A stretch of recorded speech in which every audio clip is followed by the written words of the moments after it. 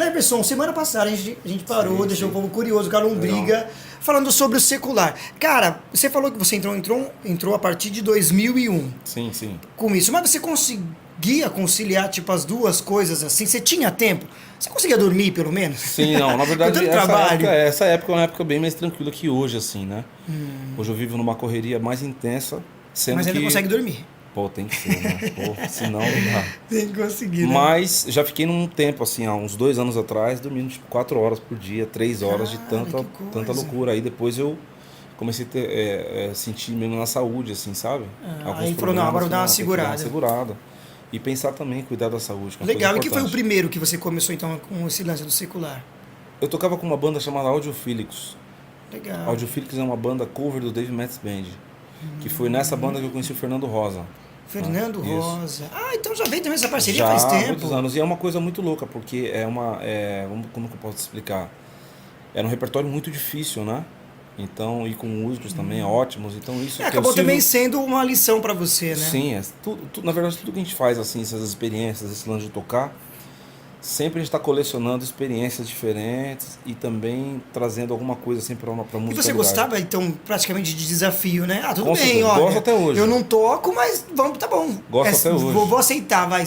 É secular, é fora do que eu já faço, mas eu Sim. vou fazer. Mas, na verdade, eu acho que isso é muito importante. Eu acho que a gente, para estudar aquilo que a gente já está acostumado a fazer, logicamente que é bacana, mas você ter sempre um desafio, uma coisa diferente para você fazer é ótimo.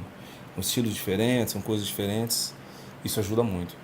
Legal, e você, ô Cleverson, quando você começou a tocar com o secular agora, não sendo polêmico, né? Isso que eu não faço essas coisas. Sim. Mas os seus pais, na hora, o que eles acharam? Que nem a música, a pessoa fala, ah, mas aí ele toca na igreja, ele toca lá, aquelas perguntas de Sim, sempre, aquela chatice de sempre. Mas os seus pais disseram o quê? Eles falaram pra você, Cleverson, de boa, ou a sua mãe e seu pai falou, não, eu não acho legal. Mas meu filho, legal se essa você pergunta. quiser, você pode ir. Seus na pais nunca verdade, te proibiram assim de nada. Quando eu tinha... Ou falou, eu não, isso aí comecei é a tocar em coisa que você não deve 91, né? Comecei a tocar em 91. Em 95 foi aquela explosão do lance do samba, aquela coisa toda. Não sei se você lembra dessa fase. Claro. E eu lembro que foi um empresário em casa, né, conversar com meu pai. E assim, a gente nunca faltou nada em casa, sabe?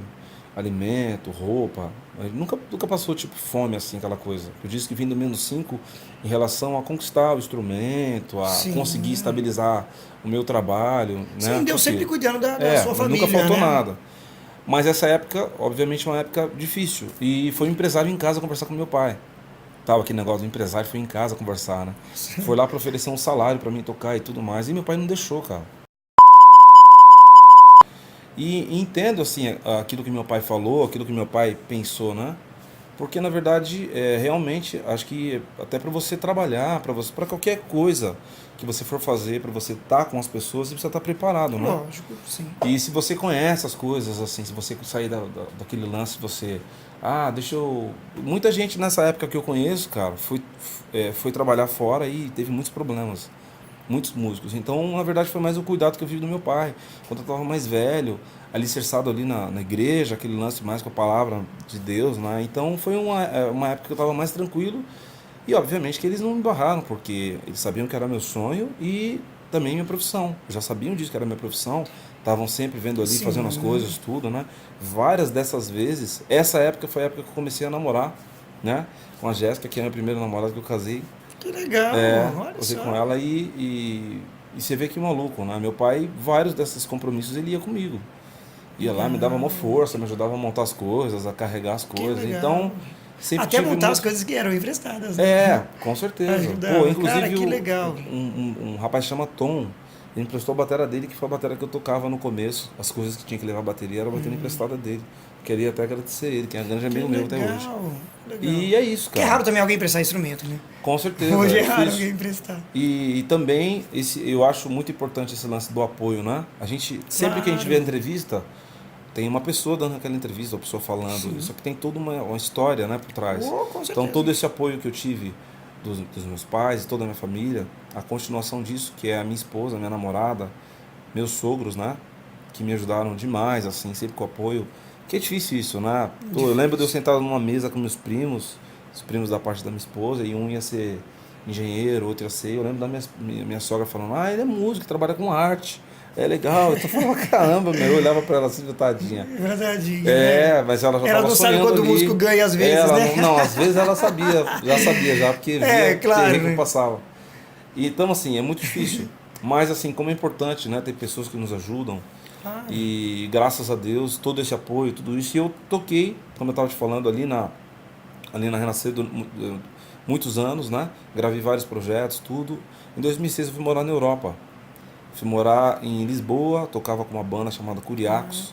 E foi por aí que apareceu um desses quadros que nem tem aqui? Não, isso aí foi depois. Foi bem depois, Um né? sonho Gente, muito tem grande. Stevie Wonder aqui no quadro, depois vocês vão ver isso aí. Não, legal. Cara, que coisa. Então, na verdade, nessa mesma época, começou a nascer um sonho muito grande, que desde pequeno, vários músicos diziam pra mim, o que você quer ser, o que você quer fazer? Você tem vontade de ser um sideman, né? Quem acompanha bandas, acompanha cantores, você tem vontade de gravar, você tem vontade de ser professor, você tem vontade de ter sua carreira solo, o que você tem vontade de fazer? E eu cresci muito influenciado por tudo isso. Muito fã de músicos que fazem de tudo, né? Então, com isso, eu comecei a ter vários sonhos, né? E foi muito legal que nessa época eu comecei a me preocupar um pouco mais com isso, sabe? Quando eu fui morar na Europa, em 2006, eu comecei a conhecer algumas coisas como estúdio, de uma forma diferente, né? Ter mais contato, trabalhava ali todo dia no estúdio, gravando e tudo mais. Então, comecei a me ligar mais nisso. E foi quando eu voltei, no finalzinho de 2006, que esse ano foi o ano que eu casei, então voltei para o Brasil e comecei a me preocupar bastante com essa questão de estúdio, de pegar o rumo mesmo da coisa, você entende? Sim.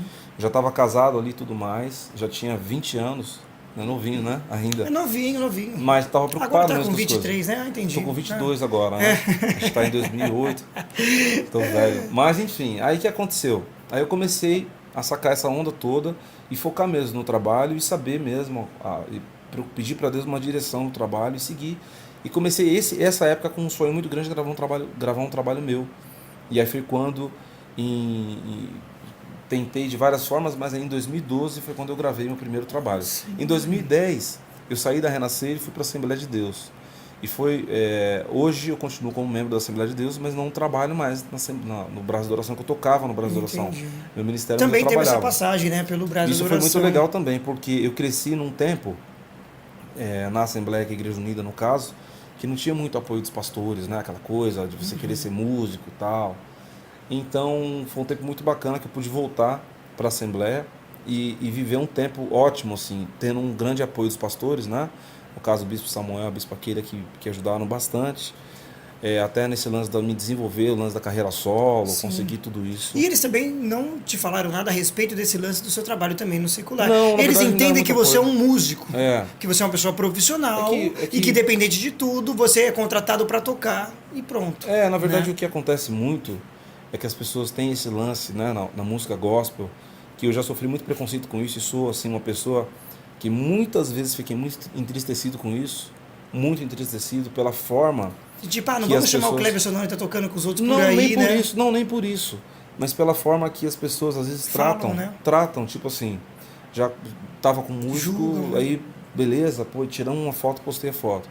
Aí começa um monte de gente a escrever comentários ali, tipo assim, poxa, como pode?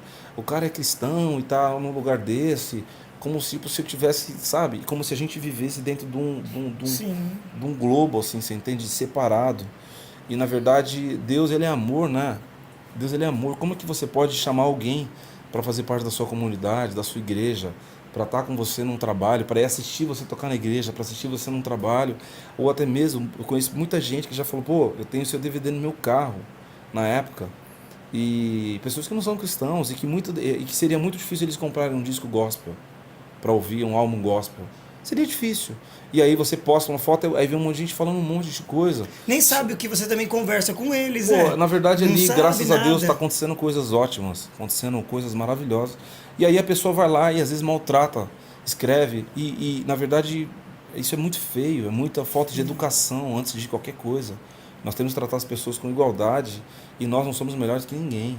Entendeu? Então, aquilo por que ser eu vivo, cristão ou não cristão, ninguém é melhor que ninguém. Eu tenho Deus na minha vida, entendeu? Aonde eu tô, eu tenho oportunidade, eu estou sempre falando. Na verdade, eu sou um milagre, né? Eu sou um milagre. Vários dos meus amigos de infância estão mortos, cara. E você está aqui até os dias de hoje, estão Deus, presos, né? estão... Cresci numa violência, assim, muito louca na década de 90, entendeu? Entendi. É muito difícil e sobreviver, eu lembro, e meus pais me deram uma educação muito boa. Mesmo sem eles conseguirem, às vezes, tipo assim, que a gente, às vezes as pessoas têm aquela coisa de educação boa, é quando você tem aquele monte de presente, né? Você Sim, tem tem aquela um monte de vida, aquele coisinha. vidão. Eu digo que eu tive a melhor educação do mundo, porque eu lembro do conselho do meu pai, quando a gente via alguém fazendo alguma coisa errada, ele falava pra mim, falava, olha, isso aí não é certo. E eu comecei eu trabalhei na feira, quando eu tinha 8 anos, sempre tive muita vontade de trabalhar, assim. Sempre fui muito de querer, muito agitado, você entende? Então minha mãe fazia pão, eu vendia pão na feira, cara. Eu vendia pão no prédio, tinha uma feira bem próxima de casa. Vendia e então. Ela faz pão até hoje? Rapaz, esses dias ela não faz mais, eu pedi pra ela fazer o mesmo pão, foi com a minha esposa. Você falou pra ela assim, mãe, faz aquele pão que a gente comia antes, bom pra né? caramba. E eu vendia. E eu vendia pão doce, eu trabalhei na lotação também, várias coisas pra. E meu pai não me deixa. Hoje em dia, por exemplo, eu tenho um filho de 5 anos, daqui 3 anos ele pedir pra mim trabalhar. Falei, pô, né, é complicado você entender isso. Mas meu pai, meus pais tinham tanto receio de eu entrar, né, eu fazer alguma coisa errada, que tinha tanta gente próximo de mim que fazia coisa errada, e que tinha uma vida ali, que tinha um dinheiro, tinha acesso às coisas muito mais rápido. Então eles deixavam. Na verdade, meu irmão também fazia a mesma coisa, e meu pai também, então era muito louco isso. Então eu cresci em casa nessa batalha, nessa luta, então vendia, ajudava minha mãe a vender pão, trabalhava na feira, trabalhava na lotação, entendeu? Nunca tive preguiça de trabalhar, e hoje sou pai de família, você entende? Tenho as coisas, Deus tem abençoado E a tudo gente. que você faz hoje, que você toca, é a sua profissão. Com que certeza. Você faz Então ela. aí você imagina, aparece um trabalho para mim fazer com uma banda, pô, não vou fazer. Eu acho que essa questão de secular, já disse bastante isso em workshops, né? Eu falo muito sobre isso. Eu queria fazer uma coisa, gente. Deixa pra semana que vem, vamos deixar o povo Não, mais beleza, curioso. só Né? vai ficar louco Até comigo. você vai ficar louco comigo também, eu não tô nem aí, Cleverson. Semana que vem a gente tem mais Cleverson. Olha com o boné da JS Roupas, Pô, muito do bacana, Jefferson. parceiro, legal demais. Legal.